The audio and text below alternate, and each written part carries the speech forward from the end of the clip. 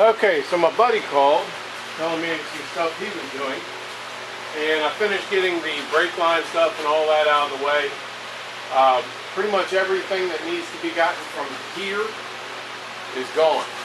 So now we can set it on the cart. But I found an issue, making measurements. So the arms coming from the jacks are a little too narrow. So I'm going to do something a little crazy, but it's what we got to do to make things work. So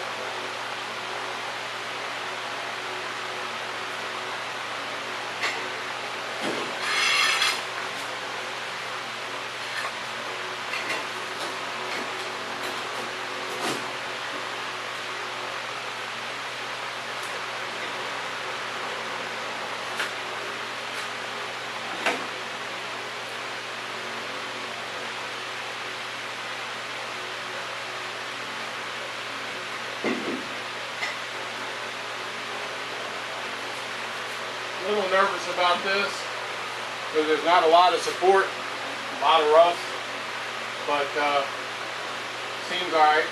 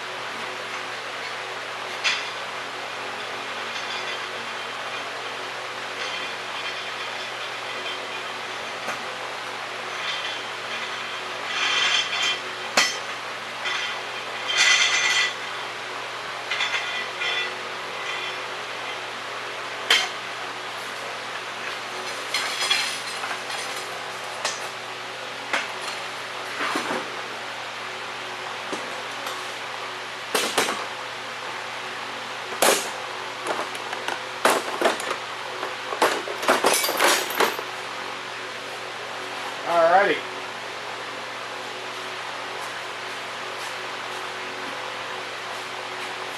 Alright, let's get this suspension out the way for right now. Yeah, that right there is a good amount of weight. If you're going to build your car for drag racing, you want to go with the tubular front suspension because that cuts down a lot of the weight, and you know, for traction you want all your weight to transfer to the rear. Well, if the front end is being held down by weight, it can't rock back on the back wheels to get the traction.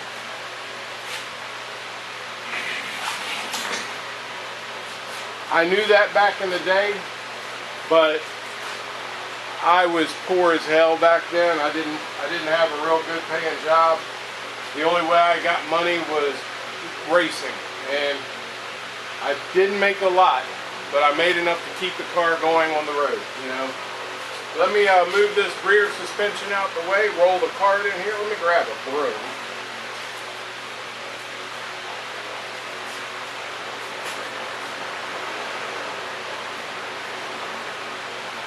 Because we've got like a pound and a half of rust and dirt that fell out.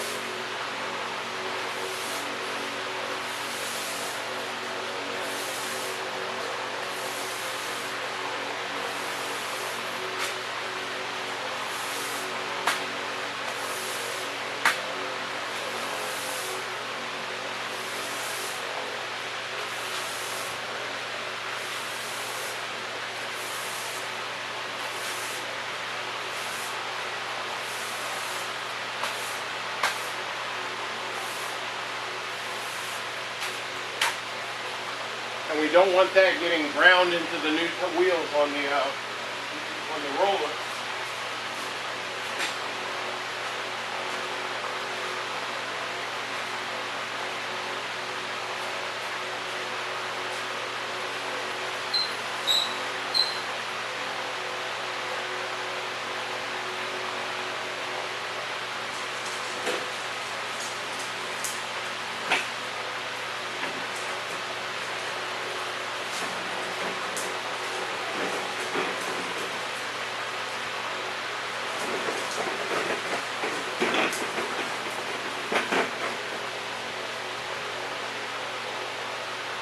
Now, I built this thing myself with no plans whatsoever. I just made measurements between the seams on both sides, made sure that the 2x10s here were set up in such a way that they would center on it. I took some of the tracks that they use from, you know, the like closet shelving that snaps in place, and then you set the wire rack on top of it. I cut those into 12-inch sections, put 4 on there so that it wouldn't slide off the wooden rack. So now the fun part, and I made sure it was all as level as possible. So now we got to lower it down and position this in the right place and not fuck anything up.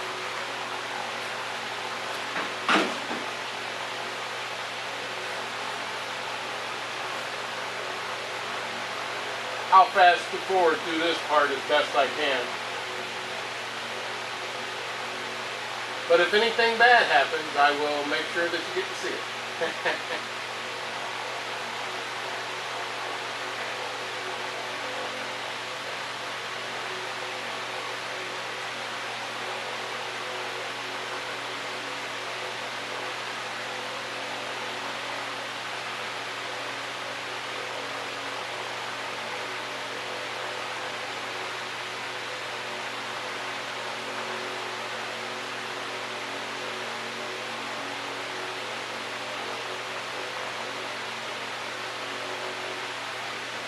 What I might end up doing is when I go to take this front end off, to make sure that there's not too much weight on the back, I'll use jacks and lift it up on the ground and slide this back a little more so that it's got as much support in the back as possible.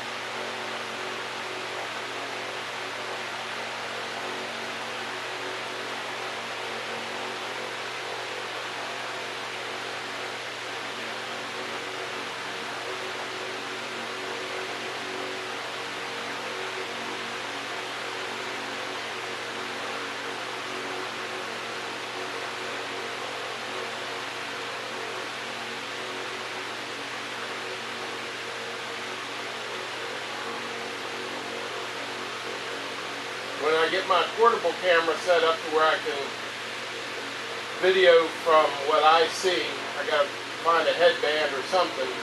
That way y'all will be able to see exactly what I'm looking at when I'm working on this stuff. But for right now, just disassembling and getting things ready, I'd say this is probably good enough. Gives you an idea of what I'm doing and what you can or can't do.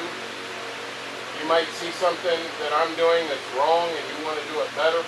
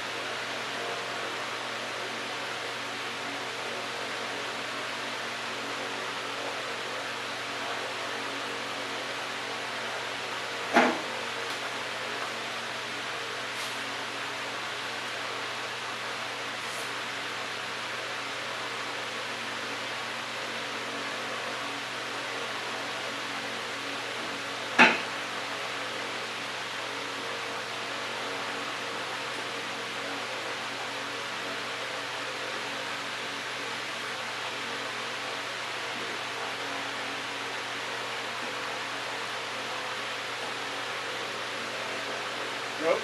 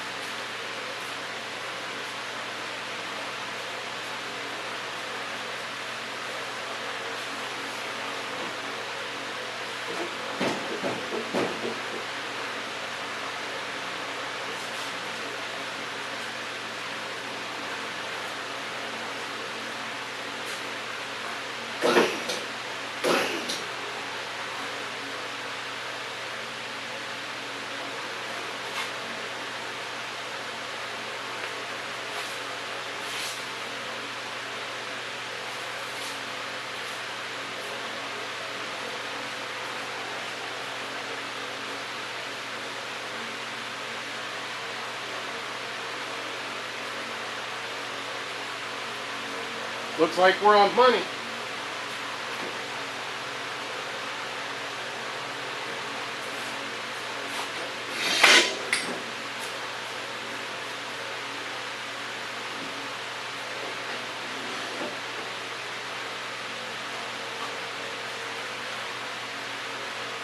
Oh.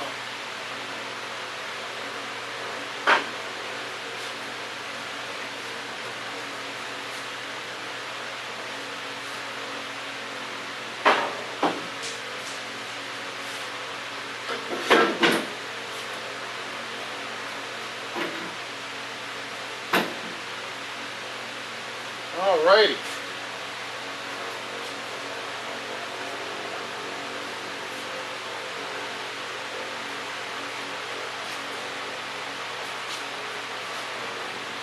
Nice and stable. There you go. So, now I can roll this thing all around the garage. Suspension's out of the way, do what I gotta do. It's high enough to where I can work on stuff comfortably without doing this all the time, which old people, bad backs, you know how that works, unless you're not old like me. Now I need to this is going to be fun. I need to move the tool cart out of the way and pull the car forward far enough to where I can bring the rear axle in, put wheels on it, use the lift to lift it up, and then I'm going to roll it over to the pole barn for storage because I'm way away from needing to work with that. And then what we'll end up doing is I'll move it over to my section of the garage where I've got all the good lighting and move Dad's lawn tractors and all his mower and all that stuff out of the way and put it over here so that I can, you know, do what I got to do and not be in the way. Let me stop the recording right here. I'm going to clean up this mess real quick so I can let the lift all the way down when it comes to point, and we'll get back to it in just a moment.